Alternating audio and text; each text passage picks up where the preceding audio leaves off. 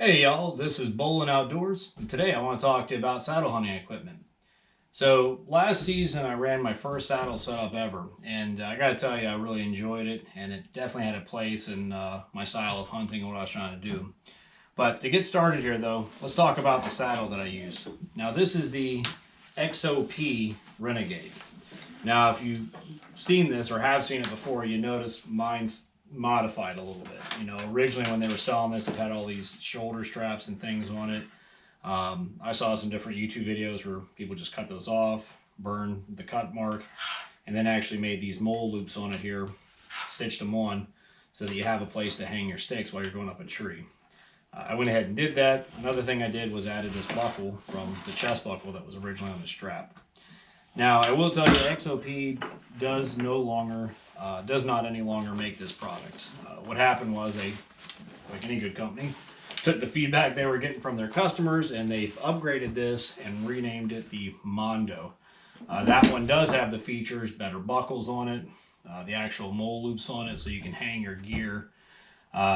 Excellent job on their part, and from what it seems like, that product's been getting pretty good feedback. I will tell you, I've been thoroughly satisfied with this saddle itself, so I would assume their new one's probably just as good. And it's a very good way to, get into saddle hunting itself without spending a ton of money. But we'll move on past that one. The real star of the show, though, for me, was this platform that XOP also makes. The XOP Edge Saddle Platform. Now, this thing is beefy. It's using a basic cam strap.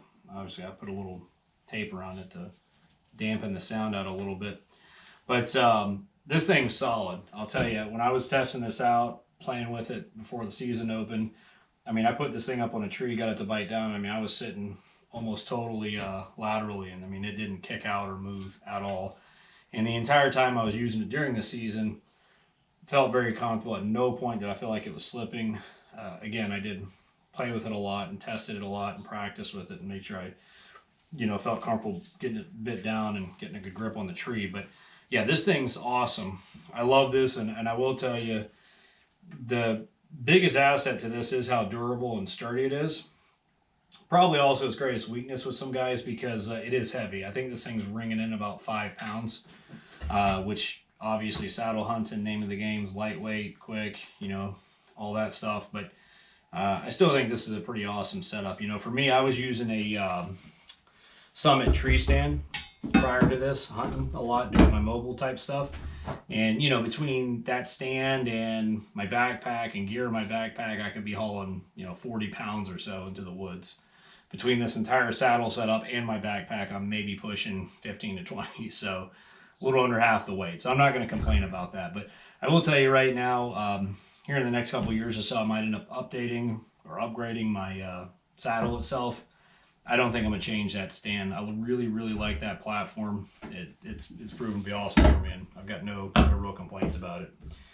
So moving on then to the sticks, which is the next thing you're going to need for saddle hunting. You have a way to get up into the tree, right? So these sticks are the Hawk Helium sticks. Not overly expensive. They're lightweight. I think you're looking at 20 inches top to bottom.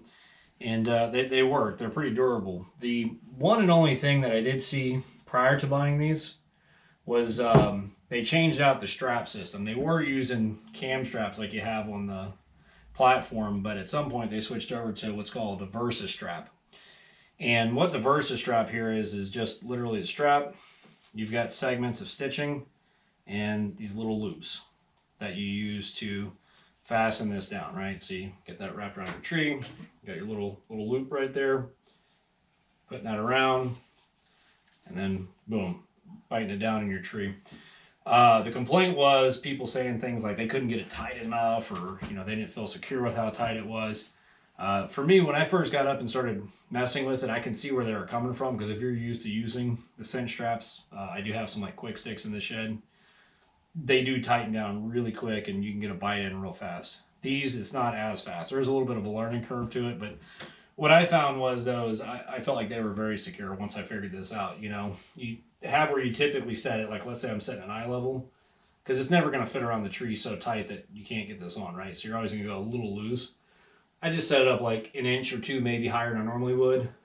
put the loop on, push down, you could feel it start biting, and then really just hammer down on it. After that, I didn't have any issues. I thought they were great, and really came to like them actually, because this is lighter weight, and it's actually a little faster than the cinch straps. Really like that. Now, something I did add though too, and I've got, I should mention, 4 of these so I can get maximum height on this. But I added this aider as well, and this is from a company called Ape Canyon Outfitters. I picked it up off Amazon, I believe.